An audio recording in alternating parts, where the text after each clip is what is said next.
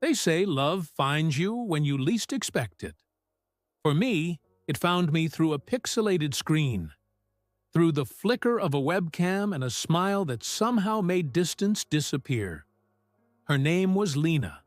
We met online, a dating app, a few messages, and suddenly we were inseparable. Different countries, different worlds, but the same heartbeat. Every night we'd call on Skype, not just to talk, but to exist together.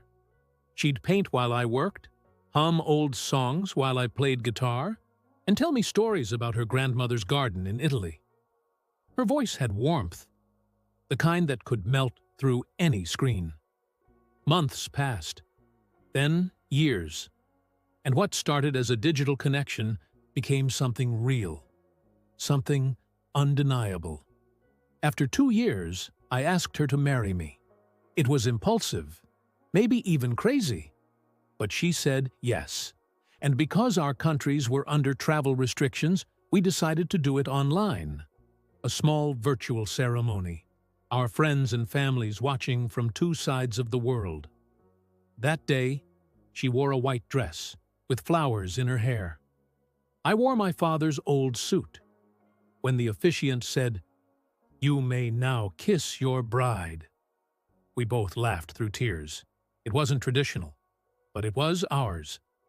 Then, right after the ceremony ended, her screen froze, her smile still visible, her eyes sparkling. And then it went black. At first, I thought it was bad Wi-Fi, then an outage. Then maybe she just closed her laptop. But she didn't come back online. Not that day, not that week, not ever again. I tried calling her, texting her, emailing. Nothing. Her number stopped working. Her Instagram vanished. Even her art page was deleted. I contacted her best friend Clara, but she said Lena had gone away for a while. That was it.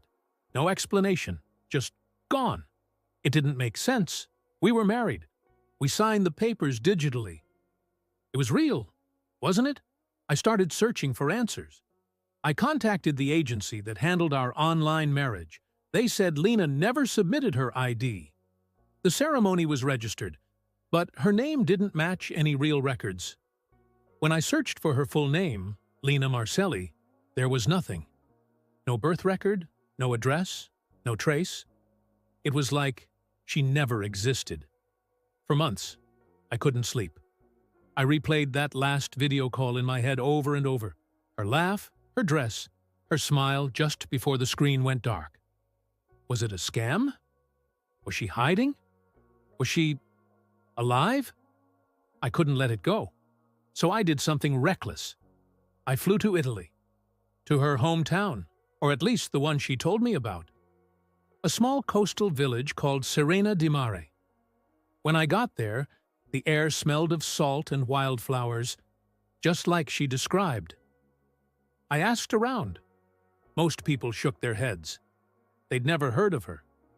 Until one old man, a fisherman near the docks, stopped me. He said quietly, "You're not the first man to come looking for her." Narrator lowers voice. Suspense. He led me to a small house near the cliffs. It was abandoned. Vines growing through the cracks, broken windows, dust everywhere. Inside, I found paintings. Hundreds of them, all of me. My face, my smile, my hands playing the guitar. Every detail captured like she painted them from memory. And there, in the corner, was her laptop, screen shattered, battery long dead. I picked up one painting. It was us, standing side by side under the moon. But at the bottom, written in red paint, were the words, "I'll always be with you. Even when you can't see me." My heart raced. I looked closer. The date signed on the corner was a year before we met online. I stumbled outside, confused, shaking. The fisherman followed me and said something that chilled my soul. Lena Marcelli. She died in that house 3 years ago. She was an artist, drowned in the sea after her fiancé's boat sank. I couldn't breathe. It didn't make sense. I had seen her. I had spoken to her. I had married her. I went back inside, desperate to find proof that this was all wrong.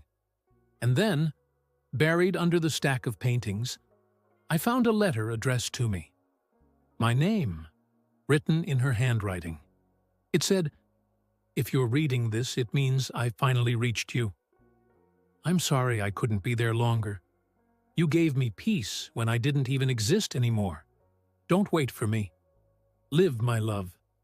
You already set me free." Tears fell onto the page.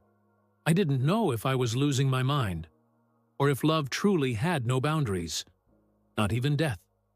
When I walked out of that house, the wind was strong, carrying the scent of the ocean. I looked toward the horizon, and I swear I saw her, standing at the edge of the cliff, smiling, her white dress fluttering in the wind, and just as the waves crashed, she faded into the light. That night, I sat by the shore with her painting beside me, the same moon reflected in the waves, the same silence. Maybe she wasn't a ghost. Maybe she was just a memory, too strong to die, too real to fade. But every year, on the day of our wedding, I open my laptop at midnight, and for a moment, the screen flickers, and her smile appears again. Even if it's only for a second, I know she's still there. Because love, real love, doesn't need a heartbeat to survive.